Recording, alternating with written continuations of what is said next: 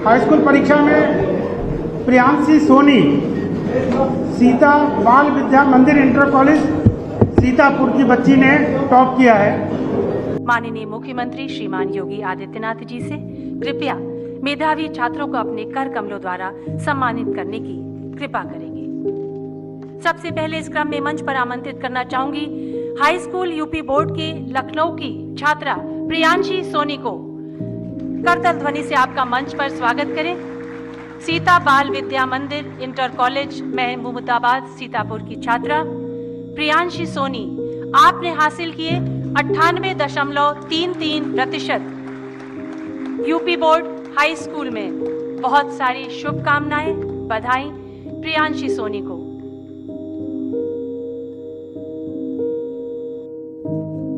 सोहनलाल द्विवेदी की पंक्तियां हैं, कुछ किए बिना ही जय जयकार नहीं होती, कोशिश करने वालों की कभी हार नहीं होती। आज हमारी खास पेशकश न्यूज़ टुडे के इस प्रोग्राम में हम आपका परिचय करवाएंगे एक ऐसी शख्सियत से जिन्होंने इतिहास रच दिया है। Sita group of education Mahmudabad Sitapur की एक छात्रा प्रियांशी सोनी, जिन्होंने अभी अभी हाई स्कूल की परीक्षा में 98.33% ला करके एक इतिहास रचा है। इन्होंने 600 में से कुल 590 अंक हासिल किए हैं, जो आज तक का यूपी बोर्ड का एक सर्वश्रेष्ठ प्रदर्शन रहा है। इसके पहले सीतापुर जिले में, या आप कह सकते हैं यूपी बोर्ड में, सीतापुर जिले में तो किसी ने यूपी टॉप किया ही नहीं। अभी तो जो आपका यूपी बोर्ड है इसमें भी इतने नंबर आज तक कोई नहीं लाया। तो सबसे पहले हम आपका परिचय करवाएंगे छात्रा प्रियांशी सोनी से। प्रियांशी सोनी, आपका हमारे इस कार्यक्रम में बहुत बहुत स्वागत है। तो सबसे पहले प्रियांशी, हम आपसे जानना चाहेंगे कि ये आपको जो सफलता मिली, ये किस तरह से आपको रिजल्ट वाले दिन आपको ये पता चला कि आपने यूपी टॉप किया है, और उसके बाद आपका पहला रिएक्शन क्या था? तो जैसे ही मतलब घर पे आए तुरंत रिजल्ट खुल गया। उसी टाइम पे जैसे ही घर पे आए उसी टाइम रिजल्ट खुला, और जस्ट मुझे भाई ने बताया कि यहाँ इतने नंबर आए हैं। फिर मुझे यकीन नहीं हो रहा था पहले तो बहुत ज़्यादा, मैं मतलब सरप्राइज भी थी, तो बहुत ज़्यादा खुशी भी हुई थी इसके बाद।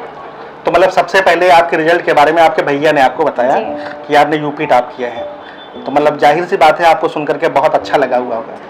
तो इसी क्रम में जैसा कि आपने बताया कि भैया ने बताया, तो मैं आप चाहूँगा कि आप बताएं कि आपके परिवार में और कौन कौन लोग हैं? मेरे भैया हैं, मेरी मम्मी हैं और भाभी हैं, और भी बहुत सारे लोग हैं फैमिली में। अच्छा, कई लोग हैं आपके यहाँ। तो उसके बाद फिर स्कूल से भी आपको कांटेक्ट किया गया होगा, स्कूल के टीचर्स ने भी या प्रिंसिपल ने भी। फिर आपका क्या रहा, कैसे आपको पता चला आगे जो भी चीज़ें हुई उनके बारे में बताइए, स्कूल में क्या हुआ? उसके बाद सर तुरंत मतलब कि प्रिंसिपल सर ने भी कॉल की कि हाँ बेटा आपने मतलब टॉप किया है। उसके बाद वहाँ पे भी हमको मतलब सम्मानित किया गया, और भी काफ़ी लोगों ने मतलब कॉल किया और वहाँ पे मुझे बहुत ज़्यादा बधाई दी है। तो मतलब बधाइयों का तांता लगा रहा है, कई लोग आपका इंटरव्यू भी लिए होंगे। तो मैं जानना चाहता हूँ कि 25 अप्रैल को आपका रिजल्ट आया जी, तो 25 अप्रैल के पहले के प्रियांशी और आज के प्रियांशी में क्या अंतर है? सर पहले जैसे था कि एक नॉर्मल स्टूडेंट ही थे, इतना ज़्यादा कोई मतलब नहीं जान रहा था हमको, और इसके बाद से जैसे है कि बहुत ज़्यादा लोग सभी लोग जान भी गए और बहुत ज़्यादा बधाइयाँ मुझे मिली हैं। तो जैसा कि प्रियांशी ने बताया कि 25 अप्रैल के पहले एक वो नॉर्मल, हालांकि नॉर्मल अपने आप को कह रही नॉर्मल नहीं थी, अगर नॉर्मल होती तो ये यूपी बोर्ड में पहला स्थान नहीं लाती। इन्होंने बहुत ज़्यादा मेहनत की है, जिसका रिजल्ट आपके सामने है। तो ये प्रियांशी, आपका जो रिजल्ट रहा बहुत ही काबिले तारीफ है। तो ये रिजल्ट के पीछे आपकी स्ट्रेटजी क्या थी, और ये जो सफलता मिली इसका राज क्या था? सर सबसे पहले तो था कि स्कूल की जो पढ़ाई थी वो बहुत ज़्यादा बेहतर थी, हम लोगों की अच्छे से तैयारी कराई गई, साथ ही एक्स्ट्रा क्लासेस भी चलाई जाती थी जिससे कि और भी अच्छे से प्रिपरेशन हो सके। और फिर घर पे सेल्फ स्टडी के थ्रू मैंने अपनी तैयारी की, उसी का मुझे बहुत ज़्यादा फ़ायदा मिला। बहुत सारे बच्चे हैं सेल्फ स्टडी को लेकर के कंफ्यूज रहते हैं कि कितने घंटे पढ़ा जाए कि मतलब वो सिलेबस को कवर कर सके। आपका क्या रूटीन था, आप घर आकर के कितने घंटे पढ़ाई करती थी, या सुबह क्या करती थी? सर जैसे घंटे का होता है तो सबकी अलग अलग कैपेसिटी होती है, और अपने अकॉर्डिंग सभी पढ़ते हैं, तो घंटे इतना मैटर नहीं करता है कि हाँ इतने घंटे ही पढ़ना है। जितना जिसको मतलब सही लगता है उस हिसाब से पढ़ना चाहिए। बाकी ये रहता है कि हाँ जितने घंटे हम लोग पढ़ रहे हैं उतनी देर से पूरी एकाग्रता के साथ पढ़ना चाहिए, वो चीज़ हम लोग के लिए मैटर करती है। बहुत सारे बच्चे सुबह उठ के पढ़ते, कुछ देर रात तक पढ़ते हैं, सबका अलग अलग शेड्यूल। आपका क्या शेड्यूल था? मेरा सर मतलब ये ना ज़्यादा सुबह तो मतलब बहुत जल्दी नहीं कि हाँ बहुत ज़्यादा जल्दी उठना है, ज़्यादा से ज़्यादा 5 बजे तक उठते थे, उसके बाद बाकी शाम को देर तक पढ़ाई करते थे। अच्छा अच्छा, मतलब आपने देर रात तक पढ़ाई की है, सुबह उतना जल्दी नहीं। ज़्यादा नहीं करती थी, जी। फिर भी आपने सभी सब्जेक्ट्स को अच्छे से कवर किया। अब मैं चाहूँगा कि आप हमारे दर्शकों को बता दें कि आपको सब्जेक्ट वाइज नंबर क्या मिले, अगर आपको याद हो। जी सर, मैथ्स और साइंस में 100 मार्क्स हैं और 100 मार्क्स, जी बहुत बहुत बधाई। Thank you sir. और हिंदी में 99 है और इंग्लिश में 97 और सोशल साइंस में 96, ड्राइंग में 98। तो कुल मिलाकर के आप देखें कि कितने अच्छे नंबर प्रियांशी सोनी ने गेन किए हैं। बहुत ज़्यादा मेहनत करने के बाद इन्होंने 590 अंक हासिल किए हैं, जो अब तक का इतिहास रहा है। प्रियांशी, कल एक कार्यक्रम लखनऊ में भी हुआ है जी। जिसमें आपको सम्मानित होने का मौका मिला, तो कल के कार्यक्रम के बारे में कुछ बताएं हमारे दर्शकों को, कल क्या रहा, किस तरह का कार्यक्रम था? सर कल मतलब बहुत ही अच्छा प्रोग्राम था कह सकते हैं। उसमें सभी जितने भी मेधावी छात्र थे उन सभी का सम्मान वहाँ पे किया गया और माननीय सीएम जी के द्वारा उनको सम्मान प्राप्त हुआ, बहुत ज़्यादा अच्छा लगा वहाँ पे। साथ ही अमर उजाला प्रोग्राम भी वहाँ पे भी हुआ था, वहाँ पे भी हम लोग को सम्मानित किया गया था। तो सम्मान में कुछ राशि भी मिली है क्या? जी, 1 लाख रुपए का चेक मिला है और टैबलेट। बहुत बहुत बधाई आपको, 1 लाख थैंक यू रुपए। सर। तो अभी आपको प्रियांशी ने बताया कि कल लखनऊ में बहुत अच्छा प्रोग्राम किया गया जिसमें मेधावियों को सम्मानित किया गया है। उसमें प्रियांशी को भी 1 लाख रुपए का चेक मिला है। मैं बहुत बहुत बधाई देता हूं सूबे के मुख्यमंत्री श्री योगी आदित्यनाथ जी को, वहां पर जो शिक्षा मंत्री थी माध्यमिक गुलाब देवी जी और जो शिक्षा मंत्री संदीप जी थे, उन सबकी उपस्थिति में कार्यक्रम हुआ जिसमें सीता ग्रुप ऑफ एजुकेशन की प्रियांशी सोनू को भी सम्मानित होने का मौका मिला। वहाँ पर इनको बुलाया गया, आमंत्रित किया गया। परिवार का कोई और भी सदस्य था क्या कार्यक्रम में आपके साथ? जी, मेरी मम्मी गई थी और गए तो मतलब पूरा परिवार गया था, लेकिन वहाँ पे एंट्री अलाउ नहीं थी, तो केवल मम्मी और भाई अंदर थे। अच्छा अच्छा, मतलब ये बहुत सम्मान का विषय था कि आपके साथ साथ मम्मी और भाई को भी वहाँ मंच पर जाने का सौभाग्य आपकी वजह से प्राप्त हुआ। कुछ आप बताइए अपने छोटे भाई बहनों को जो अभी हाई स्कूल की परीक्षा में आएंगे अगले साल, उनके लिए क्या पॉइंट्स हैं कि उनकी तैयारी कैसे वो लोग करें कि वो भी अच्छे नंबर पा सकें? सर जैसे स्टडी के लिए है तो सभी को भी अभी से स्टार्ट कर देना चाहिए कि हाँ अभी हमको अच्छे से प्रिपरेशन अपनी करनी है। उसके लिए है कि अपनी सेल्फ स्टडी को अच्छे से रखें और साथ ही जैसे जो भी सिलेबस हो उसको डेली मतलब पढ़ने के साथ साथ रिवाइज भी करते हैं, जिससे कि चीज़ें जो हैं वो और भी अच्छे से मतलब तैयार हो जाएं। अभी कुछ देखा गया था सोशल मीडिया पर कि आपकी सफलता को लेकर के एक रैली टाइप की निकाली गई थी, तो उसका अनुभव क्या रहा? सर बहुत ही अच्छा रहा, उसके लिए मैं अपने प्रिंसिपल सर को बहुत बहुत बहुत थैंक यू कहना चाहती हूँ। अच्छा अच्छा, कई जगहों पर आपका सम्मान किया गया, स्वागत किया गया, तो जो फील सेलिब्रिटीज को आता वही आपको भी आ रहा होगा उस समय क्योंकि आपने मेहनत की थी, आपका सब ये बनता भी था कि आपका सम्मान अच्छे से किया जाए और वो सम्मान आपका किया गया। और इसी के क्रम में मैं और जानना चाहूँगा कि स्कूल की स्ट्रेटेजी क्या रहती है कुल मिलाकर के बच्चों के लिए, हाई स्कूल के बच्चों के लिए, इंटर के बच्चों के लिए, कि स्कूल के जो टीचर्स हैं वो कैसे तैयारी करवाते हैं, क्या कुछ अलग से नोट्स बनवाते हैं या कुछ अलग से कुछ चीज़ें ऐसी करवाई जाती हैं? जो आपका विद्यालय है सीता ग्रुप ऑफ एजुकेशन, कुछ उसके बारे में आप बताएं। सर जैसे तैयारी की बात करें तो स्टार्टिंग से ही बहुत अच्छे से पढ़ाई कराई जाती है, साथ ही जो मॉर्निंग टेस्ट है उसकी व्यवस्था की गई है। इससे क्या होता है कि हम लोग की जो भी मतलब राइटिंग प्रैक्टिस है वो अच्छे से हो जाती है। मॉर्निंग टेस्ट डेली होते हैं? जी। अच्छा, स्टार्टिंग से ही होती है जिससे कि प्रिपरेशन और भी अच्छे से हो सके। और सर उसके बाद में एक्स्ट्रा क्लासेस भी चलती हैं छुट्टी के बाद, 10th और 12th। ये एक्स्ट्रा क्लासेस चलती हैं तो क्या कुछ एक्स्ट्रा भी देना पड़ता है? नहीं, इसका कोई चार्ज नहीं है। अच्छा अच्छा, फ्री ऑफ कॉस्ट रहती है। अच्छा अच्छा जी, और कुछ बता रही थी स्कूल के बारे में? और सर जैसे जितने भी टीचर्स हैं बहुत ज़्यादा मतलब सपोर्टिव टीचर्स हैं हमारे स्कूल के, जितने भी मतलब जो भी बच्चों को कोई भी दिक्कत नहीं होती है, चाहे वो कोई भी टीचर हो। एक एक सब्जेक्ट के बहुत सारे टीचर्स भी हैं कि हाँ अगर किसी भी चीज़ में प्रॉब्लम आ रही है तो आराम से क्लियर कर सकते हैं। अच्छा, संस्था के साथ साथ किसी भी व्यक्ति की सफलता में परिवार का बहुत बड़ा हाथ होता है। जी, जैसा कि आपने बताया कि आपके बड़े भाई हैं, भाभी हैं, मम्मी हैं, तो परिवार का सपोर्ट क्या रहा आपके साथ? सर हमेशा से मतलब सपोर्ट किया गया, ये नहीं था कि हाँ तुमको पढ़ाई के अलावा काम भी करना है या फिर पढ़ाई से मतलब ये नहीं था। हमेशा मतलब सपोर्ट मिलता था कि हाँ पढ़ाई में आराम से करो, कोई दिक्कत नहीं थी।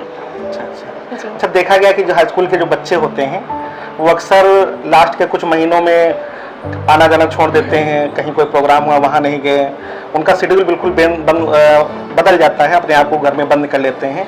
तो क्या आपके साथ भी कुछ ऐसा रहा कि आप कहीं आना जाना बंद हो गया, बिल्कुल घर में रहना, पढ़ाई करना? ऐसा कुछ नहीं था, एंजॉय के साथ पढ़ाई थी। अच्छा अच्छा जी, मतलब डेली आपका पढ़ना था और पूरा एंजॉय करना था। अच्छा, कल का जो प्रोग्राम हुआ उसमें सीएम साहब ने आपसे भी कुछ बात की, कुछ कहा? जी जी सर, मतलब ज़्यादा बात नहीं हो पाई थी, लेकिन हाँ थोड़ी सी बात हुई थी उनके साथ। उन्होंने मुझसे पूछा था कि आप किस एरिया से हैं, तो मैंने बताया भी था कि यहाँ महमूदाबाद क्षेत्र से हूँ।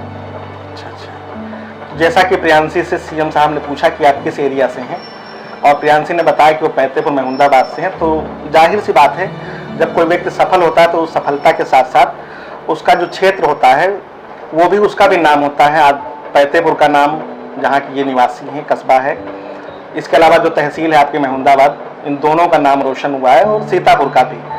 तो एक बहुत बड़ी उपलब्धि है, पैतेपुर महमूदाबाद सीतापुर का नाम सीएम के द्वारा वहाँ पर पूछा गया, लिया गया। अच्छा, जैसा कि प्रियांशी देखा गया है कि स्कूलों में तो ऑफलाइन पढ़ाई होती है, आजकल ऑनलाइन पढ़ाई का बड़ा जोर है जी।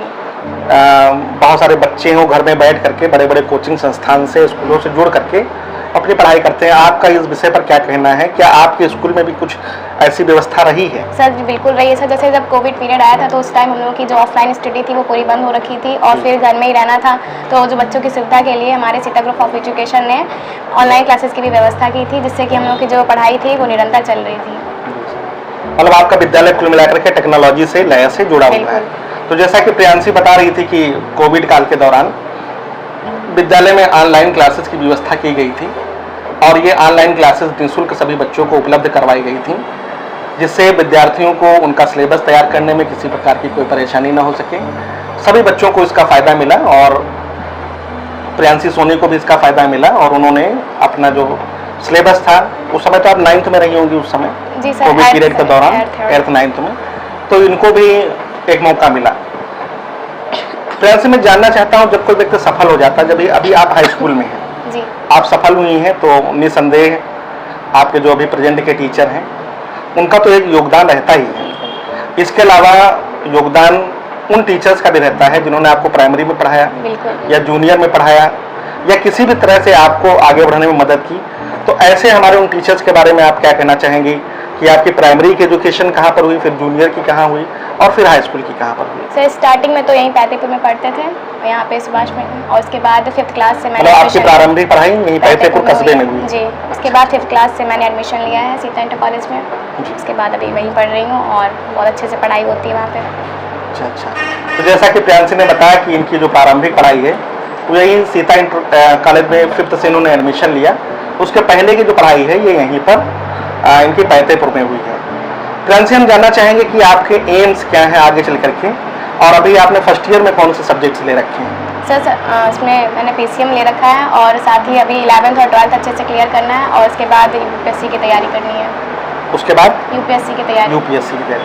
तो UPSC के लिए तो पहले आपको ग्रेजुएशन करना पड़ेगा। जी। तो ग्रेजुएशन के बारे में आपने क्या सोचा है कि किन सब्जेक्ट्स को लेकर के आप ग्रेजुएशन करेंगे, या अभी नहीं सोचा है? सर मतलब अभी तो 11th 12th अच्छे से पहले करना है, फिर उसके बाद डिसाइड करना है जैसे सब्जेक्ट में रहा उस हिसाब से। तो जैसा कि ये प्रियांशी कह रहे हैं कि ये इनकी अभिलाषा है, इच्छा है कि ये ग्रेजुएशन करने के बाद UPSC की तैयारी करेंगी। UPSC की जो तैयारी है वो बहुत से बच्चे करते हैं। हर व्यक्ति का सपना होता है कि वो आगे चल करके एडमिनिस्ट्रेटिव फील्ड में जाए और वो देश की सेवा करे। तो प्रियांशी, आप इसी फील्ड में क्यों जाना चाहती हैं? देश की सेवा तो आप और भी तमाम सारी फील्ड्स हैं उसमें भी रह के कर सकती हैं। एक IAS बनकर के ही क्या देश की सेवा की जा सकती है? सर ऐसा नहीं है, लेकिन सबका अलग अलग। क्या मतलब वो चाहते हैं कि उसके साथ रुतबा होगा, बड़ी गाड़ियाँ होंगी, भौकाल होगा? सर उससे मतलब हम लोग को थोड़ा सा वो हो जाता है कि हाँ अपने एरिया के लिए कुछ करना है, तो थोड़ा सा ज़्यादा मतलब पावर की ज़रूरत भी कह सकते हैं होती है। और भी बहुत सारे क्षेत्र है कि सभी क्षेत्रों से कर सकते हैं, लेकिन सबका अलग अलग मतलब चॉइस अलग अलग होती है। उसके अकॉर्डिंग भी मैं मतलब शुरू से चाहती हूँ कि हाँ कुछ अलग। तो हमारी शुभकामनाएं हैं प्रियांशी सोनी के साथ कि आने वाले समय में हम आपको एक IAS के रूप में देखें। Thank you sir. और जैसा कि उन्होंने बताया कि देश सेवा करने के विभिन्न क्षेत्र हैं। सारे लोग जो भी अपना काम ईमानदारी से करते हैं वो देश की सेवा ही करते हैं। इनका सपना है कि UPSC के थ्रू ये IAS अधिकारी बने और वो देश की सेवा करें। तो इसके लिए क्या आपने कुछ तैयारी वगैरह की है, कुछ किताबें वगैरह देखी हैं, सिलेबस वगैरह देखा है, या अभी फर्स्ट ईयर और 12th पर? सर अभी तो मेनली फर्स्ट ईयर और 12th पे है, बाकी थोड़ी बहुत GK नॉलेज मतलब ये सब तो थोड़ा बहुत। अच्छा, एक मेरा क्वेश्चन है थोड़ा ये, सफलता पर आना तो मुश्किल है ही है, लेकिन सफलता पर बने रहना और भी मुश्किल है। जी। तो सबसे पहले तो आपके पास ये चुनौती है कि जो आपने एक मुकाम हासिल किया है इसको आप बनाए रखें। बिल्कुल। आप इंटर में को लेकर के जब क्या स्ट्रेटेजी आपकी रहेगी, कैसे पढ़ाई करेंगे कि आपका मुकाम जो है वो ये बना रहे या और इससे भी अच्छा आप बेहतर प्रदर्शन कर सकें? तो उसके लिए मतलब अभी से मैंने सोच बना ली कि उसके लिए और भी अच्छे से मेहनत करनी है और जितनी भी मतलब अभी तक जितना किया है उससे ज़्यादा ही अच्छा करना है, उसके लिए बहुत मेहनत करनी है। तो प्रियांशी ने बताया कि अभी इनको इंटर का उन्होंने फोकस किया है, इंटर के लेकर के कि और उसमें अच्छा प्रदर्शन करें, फिर उसके बाद में ये आगे के बारे में सोचेंगी। अगर आपको बाहर जाके निकलना पड़े तो क्या आप उसके लिए तैयार हैं? जी बिल्कुल। क्योंकि कहा गया है कि अगर आपको आगे बढ़ना है तो जीवन में फिर बहुत कभी कभी ऐसा होता है कि हमको अकेले चलना पड़ता है, क्योंकि अभी तो आपके यहाँ पर बहुत सपोर्टिव फैमिली रही है, आगे चल करके आपको किसी बड़े शहर में जाना पड़ सकता है। जी। तो उस स्थिति में आप क्या अपने आप को कैसे वहाँ पर अपने आप को तैयार करेंगे एटमॉस्फेयर के हिसाब से कि आप बहुत सारी चीज़ों को सर्वाइव कर सकें वहाँ पर? जी तो सर। कुछ स्ट्रेटजी है आपकी उस तरह से सर उसके लिए अपने आप को कितना आप कॉन्फिडेंट मानती हैं? सर उसके लिए तो मैनेज करना ही पड़ता है। एजुकेशन ऐसी चीज़ है कि हाँ उसके लिए आगे भी जाना पड़ता है, कुछ सेक्रीफाइसेस भी करने पड़ते ही हैं, तो उसके लिए तो अभी जो आप देख रहे थे हमारे साथ थी प्रियांशी सोनी, इनसे मैंने तमाम तरह के प्रश्न पूछे, इनकी पढ़ाई से लेकर के, इनके स्कूल से लेकर के, तमाम इनको जो अवार्ड और रिवार्ड मिले हैं उनको लेकर के, इनके आने वाले जीवन के बारे में इन्होंने बहुत ही बेबाकी से उन सभी प्रश्नों का जवाब दिया।